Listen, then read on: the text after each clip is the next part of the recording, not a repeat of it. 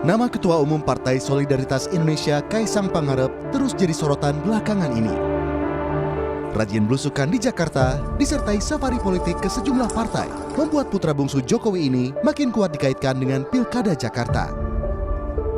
Terakhir, nama Kaisang muncul dalam survei elektabilitas Bursa Pilkada Jakarta yang dirilis Litbang Kompas.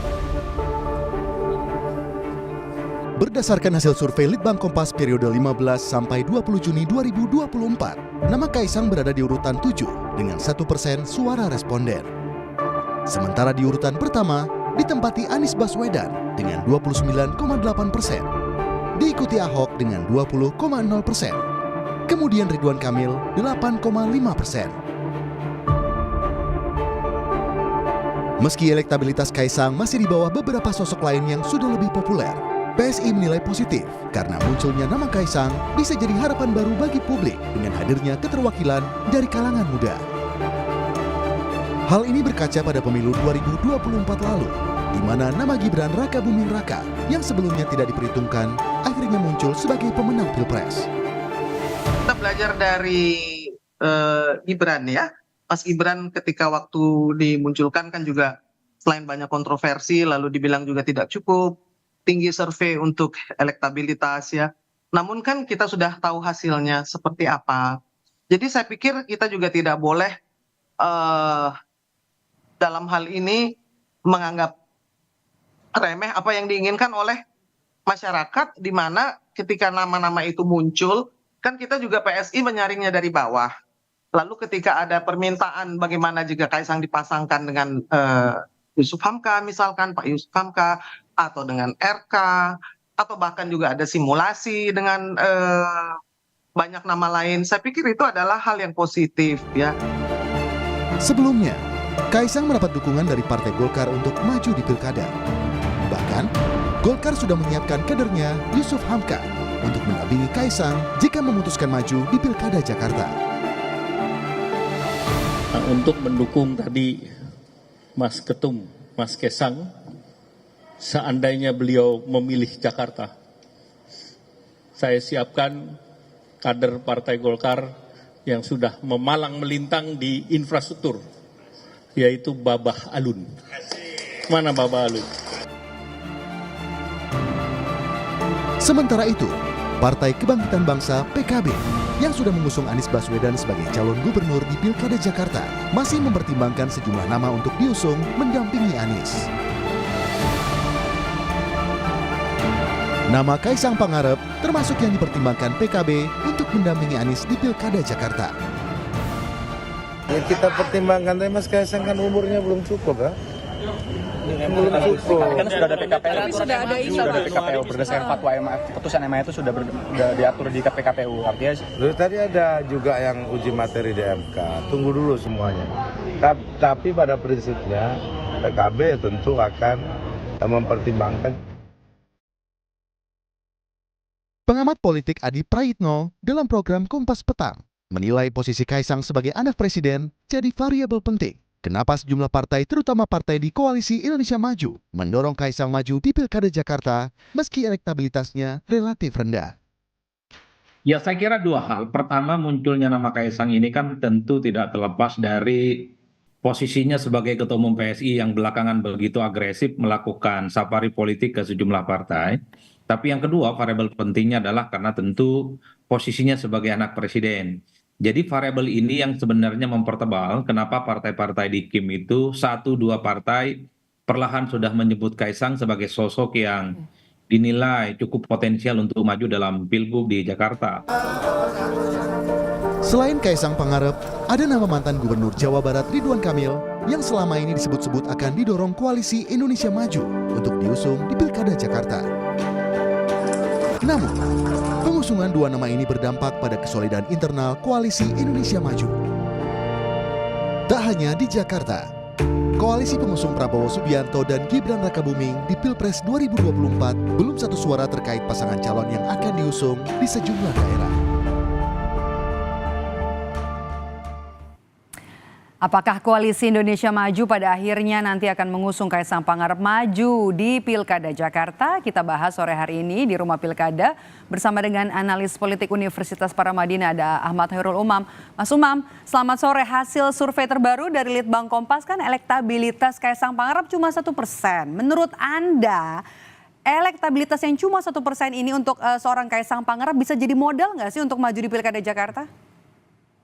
Ya, Mbak Maido, sebagai modal tentu bisa dipertimbangkan. Terlebih kalau misal kemudian Kaisang sebagai Ketua Umum PSI dan PSI sendiri memiliki sekitar 7 atau 8 kursi ya di Jakarta.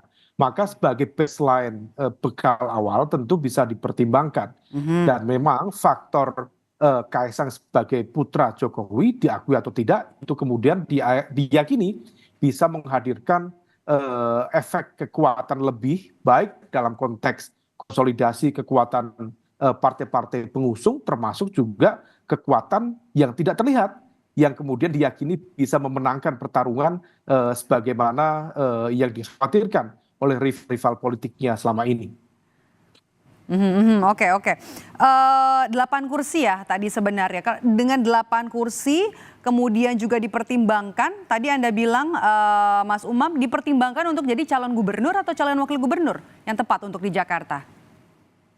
Ya begini, sebenarnya kalau misal bicara realistis, level harus realistis dong memang ya. Ya, level permainan Kaisang memang bukan pada level gubernur. Karena kalau misalnya kemudian main di gubernur tentu bekal elektabilitas, kemudian dari konsolidasi kekuatan politik partai pengusung itu betul-betul harus firm. Dan dengan bekal 1%, kalaupun kemudian dia diusung menjadi cagup, maka dibutuhkan kerja sangat ekstra keras untuk mendongkrak elektabilitas dalam waktu yang sangat singkat. Maka kalau misalnya kemudian kalkulasinya adalah untuk kemenangan, maka angka 1% itu relatif masih sangat terbatas. Maka dibutuhkan langkah-langkah afirmasi yang sangat besar.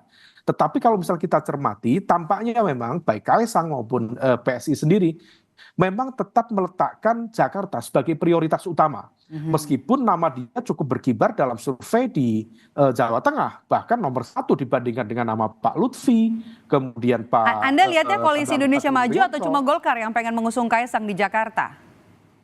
Saya pikir kalau misal di level Jakarta secara umum Koalisi Indonesia Maju. Kenapa?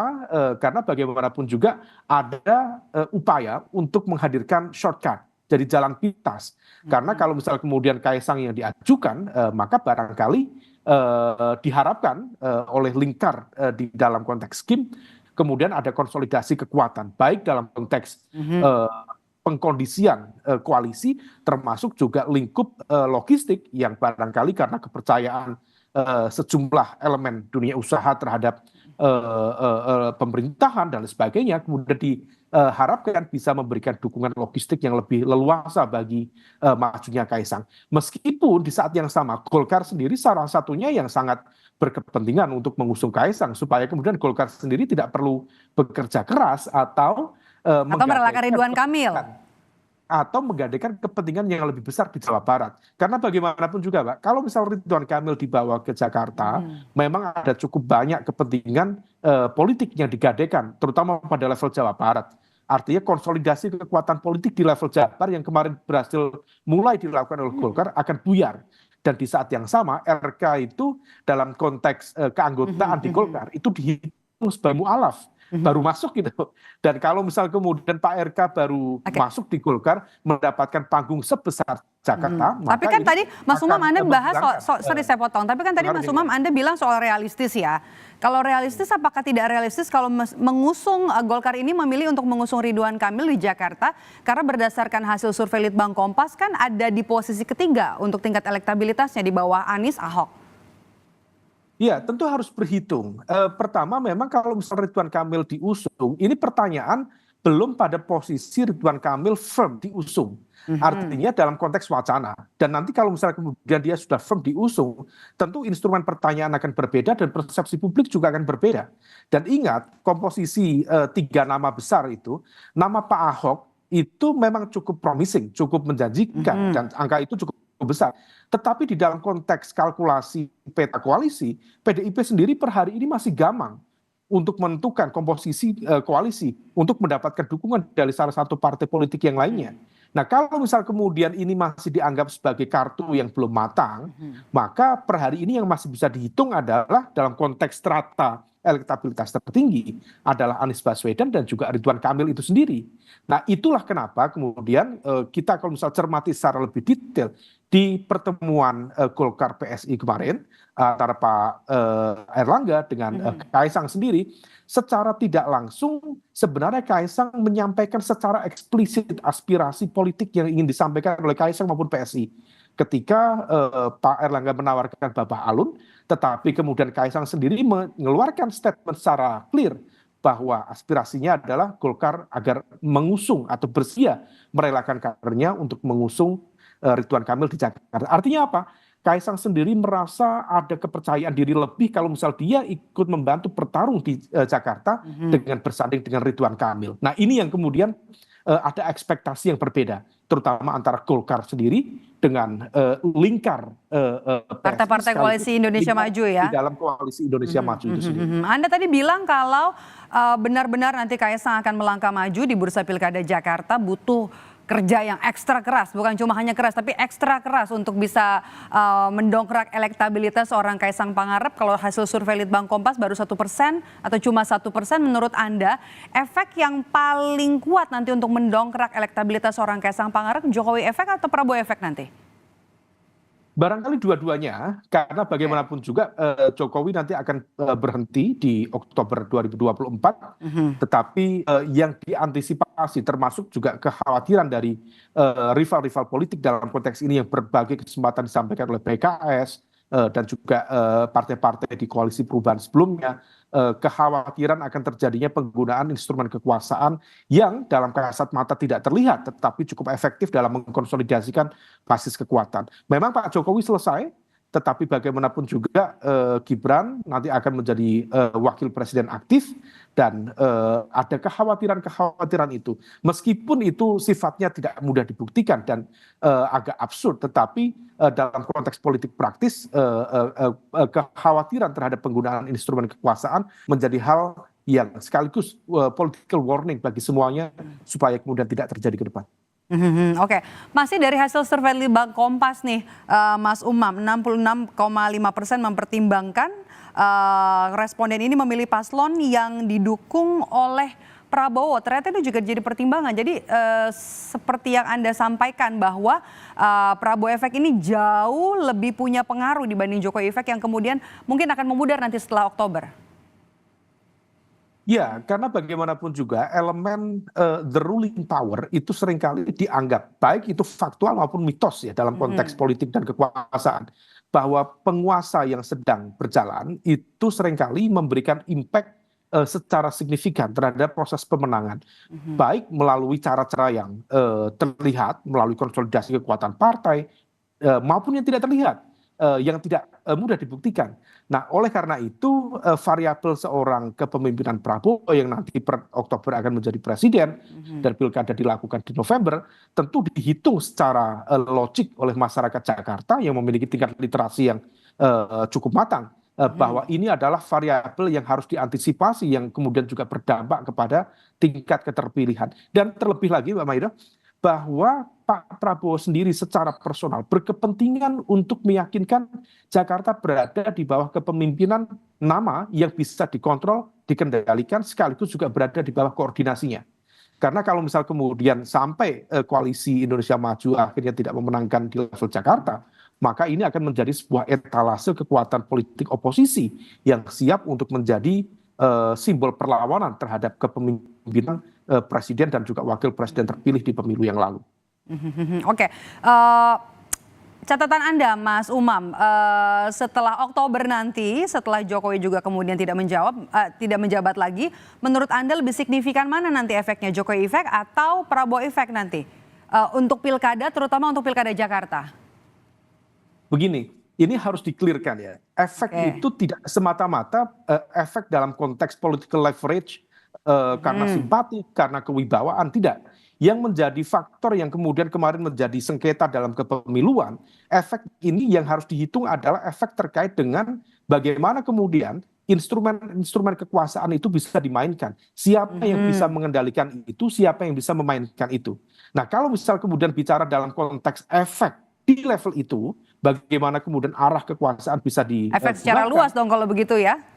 Ya, ini yang kemudian seringkali justru akan menentukan, menjadi variabel terpenting dalam menentukan kemenangan. Nah, kalau misal kemudian itu yang dihitung, maka ya Pak Jokowi yang kemudian nanti akan disimbolkan oleh kehadiran Gibran di posisi wakil presiden terpilih, termasuk juga Pak Prabowo tentu adalah sebagai individu yang barangkali harus dalam tanda kutip membalas jasa, membalas budi atas dukungan Pak Jokowi dalam proses pemenangan di Pilpres 2024 yang lalu. Betul, Pak Jokowi tidak pernah menyatakan mendukung Prabowo Gibran, tetapi sudah menjadi mafhum nas. Semua orang sudah tahu bahwa Pak Jokowi secara tidak langsung memberikan dukungan secara terbuka kepada kemenangan Prabowo Gibran di pemilu yang lalu. Oke. Lebih realistis mana? Kaisang maju di Pilkada Jakarta yang elektabilitasnya sekali lagi hasil survei Litbang Kompas cuma 1% atau maju di Pilkada Jawa Tengah yang elektabilitasnya jauh lebih tinggi sebenarnya dari Pilkada Jakarta? Ya, kalau bicara realistis dalam konteks elektoral memang Kaisang lebih baik maju di level Jawa Tengah karena elektabilitasnya jauh lebih tinggi dibanding Pak Bambang Pacul yang juga begitu mengakar di Jawa Tengah, kemudian Pak Lutfi yang sudah sekian lama bekerja atau mengabdikan diri sebagai bagian dari aparat di Jawa Tengah. Tetapi per hari ini kalau misalnya kita cermati fenomena yang berkembang, sepertinya PSI dan juga Kaisang lebih berharap DKI Jakarta lebih mencoba untuk memprioritaskan bertarung di level Jakarta. Itulah kenapa meskipun surveinya cukup tinggi di Jawa Tengah, tetapi manuver-manuver dengan belusukan, sholat Jumat yang kemudian terpublikasi itu dilakukan di Jakarta, bukan di Jawa Tengah. Artinya apa? Membaca ekspektasi ini sebenarnya harapan dari Kaisang termasuk juga dari lingkar dekat Pak Jokowi misalnya barangkali tetap memprioritaskan Jakarta sambil melihat apakah infiltrasi dalam ruang publik di Jakarta mampu mendongkrak elektabilitas Kaisang di level Jakarta. Tetapi kalau misalnya kemudian tidak mudah, barangkali bukan di level DKI 1 atau Jawa Tengah 1, tetapi bisa di level 2. Tetapi menurut informasi spekulatif, muncul juga informasi kemarin di lapangan bahwa ada juga aspirasi untuk memasangkan Kaisang sebagai calon gubernur. Kalau misal barangkali di level Jakarta tidak jadi berlayar, di Jawa Tengah Kaisang di gubernur dan di posisi nomor 2 adalah Gus Yusuf atau ketua DPD. Jadi masih banyak opsinya untuk seorang putra bungsu Presiden Joko Widodo Kaisang Pangarep di sejumlah posisi di Pilkada. Kemudian apakah nanti kita akan lihat menyapa warga bisa mendongkrak elektabilitas seorang Kaisang Pangarep untuk maju di Pilkada Jakarta? Kita masih harus tunggu ya. Mas Umam, terima kasih sudah bergabung bersama kami, analis politik dari Universitas Paramadina Ahmad Khairul Umam. Terima kasih Mas Umam, sehat selalu.